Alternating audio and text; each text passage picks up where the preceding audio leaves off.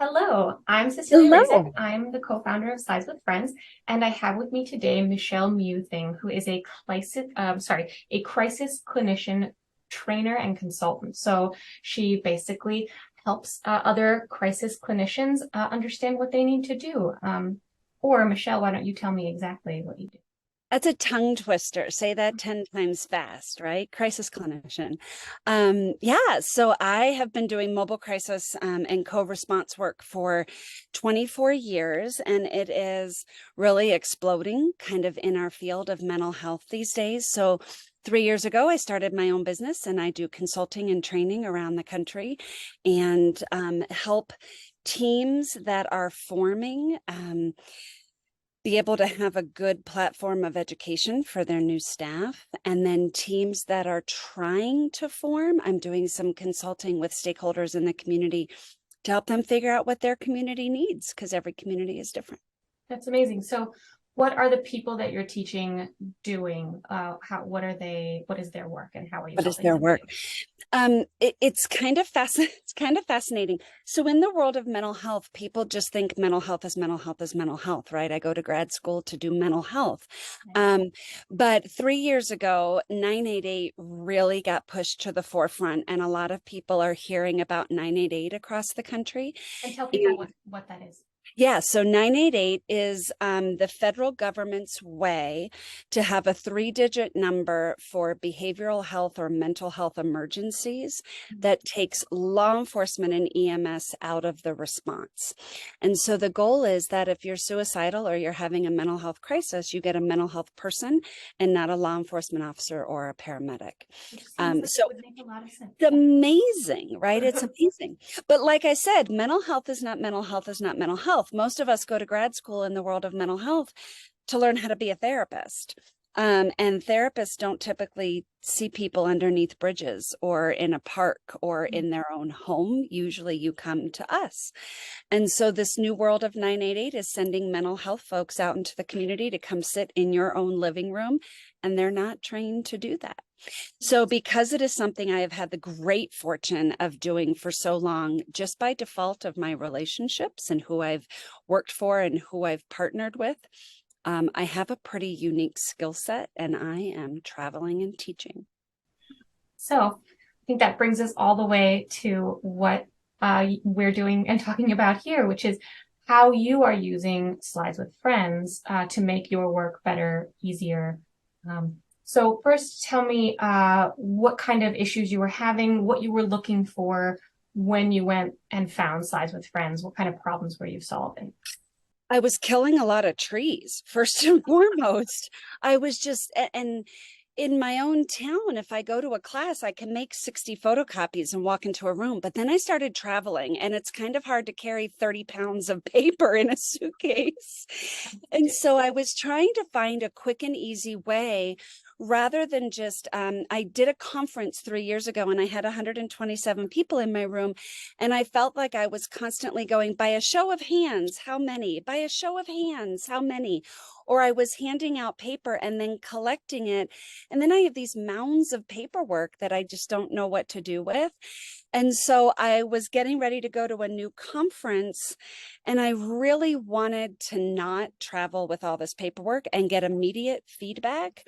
And so I started Googling, where can I figure this out? And I found Slides with Friends. And I was nerve-wracking walking into a room with 150 people for the very first time, hoping and praying this works. I even joked with my class and it worked beautifully. So I was really excited. Yeah. So tell me a little bit about your specific use. What did you do? Did you build a deck? What kind of deck did you build? I did. So I am very well versed in PowerPoint, obviously, as a teacher, and I also use Canva to build some of my presentations. But what I did was I just built a new deck right there in the platform. And most of what I used was the polling section of the deck. To be able to ask folks A, B, C, D, or E, and then their answers came up right there in front. And the reason I really wanted to do this was I knew I had a pretty strong suspicion what my answers would be. And I knew that they were going to be impactful for everyone to see. And I wanted everyone to see them. And it worked. So I did all the polling, and all of the answers came up right there for everyone to see. That's great. And what was the reaction and the response to having all that be Uh, read? exactly what I had hoped it was. Everybody was pretty surprised because they could see answers all across the room. Um, and and there was some shock. Some of the questions I knew would shock people at the answers, and so it did. They were able to see colleagues. Now, keep in mind the group that I was teaching to had representatives from probably 25 different states in the room, so they were able to see state by state just how things were so very different. So it was Can you it give was me really fun. an example of what kind of question might have been Yeah. surprising?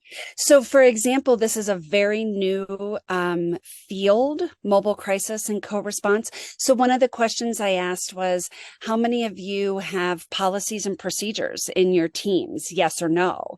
And to see that 78% did not have real true policies and procedures was shocking. And then to say how many of you have formal training put in place for this position, how many of you do 1 day of training, 2 to 5 days of training, 6 to 8 days of training, or more than 10? To see that most people were doing less than 3 days of training to do this job was really profound. And so my whole goal was for folks to see the things that I train to and look for in helping teams, and to see that they were things that they needed to put in place. They were able to walk away and go back to their supervisors and their departments to say these things might be really helpful for us. So my goal is they went back to their teams to make their teams even stronger.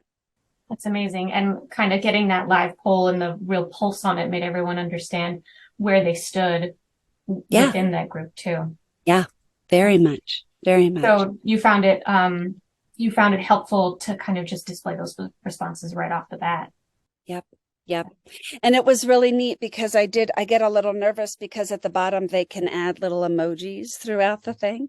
And everybody just had a ball putting some of those in there. I didn't have any questions where I used multiple choice where I had a right answer, but I did have the thumbs up, thumbs down. We did use the positive or negatives. And everybody just had a ball. And I am a very interactive teacher when I train anyway. So this just really lends to my personality style. That's great. That's great to hear. So the Yeah. soundboard was a hit and people were Yes. That's Yes. awesome. We have some people who, especially teachers, who are like, my kids like it a little too much. So like they'll mute it or they'll turn it off, but That's funny. for as That's long as funny. you can control what's going on.